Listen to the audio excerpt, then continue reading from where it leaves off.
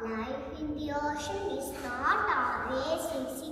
Every clam has a story.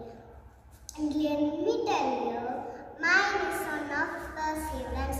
At first, I was a little baby clam hiding in the sand, waiting for my shell to grow.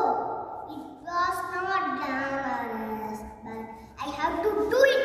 So, we are master of patience. We are not self.